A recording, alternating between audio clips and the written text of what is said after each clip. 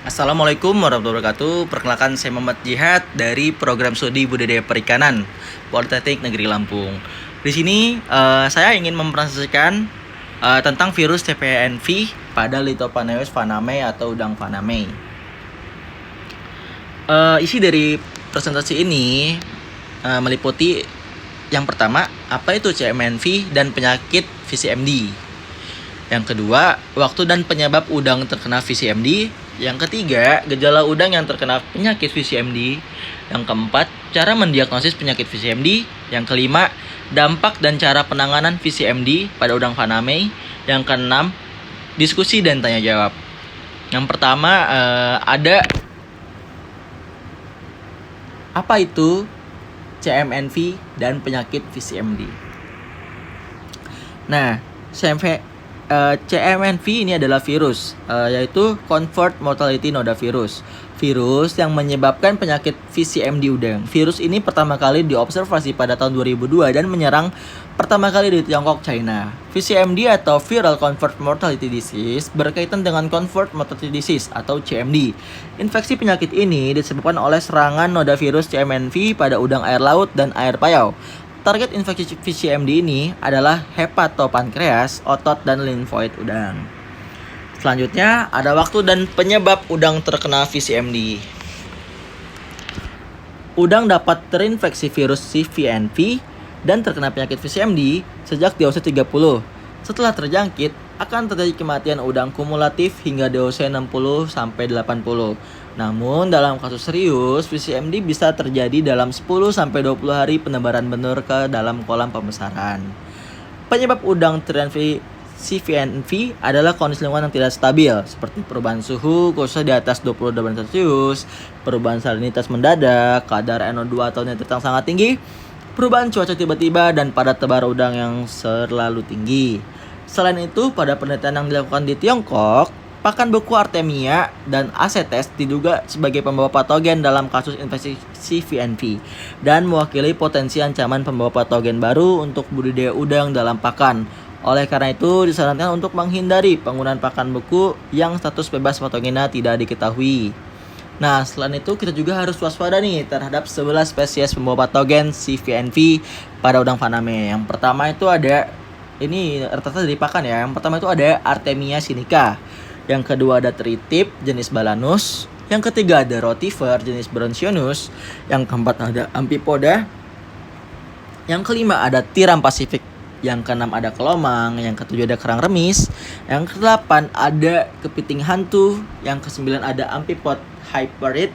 Yang kesepuluh ada Kepiting Mangrove. Dan ke-11 ada Amphipod Gamarid. Selain itu, burung yang bermigrasi, serangga air, dan manusia juga bisa menjadi pembawa atau carrier penyakit yang dapat ditularkan dari udang ke ikan. Penyebaran infeksi dan penyakit VCMD bisa melalui beberapa cara, yaitu yang pertama ada transmisi vertikal seperti invertebrata pembawa carrier penyakit. Yang kedua ada transmisi horizontal seperti keturunan dari induk jantan atau betina, dan selanjutnya ada dengan dari kanibalisme.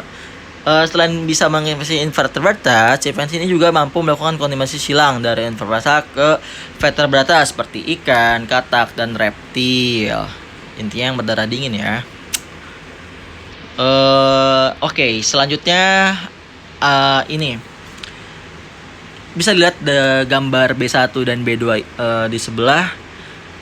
Itu dapat menunjukkan atrofi hepatopankreas atau berkurangnya jumlah sel pada jaringan, warna pucat atau memudar, perut dan usus kosong, cangkang lunak, pembentukan otot ringan, dan nekrosis otot perut.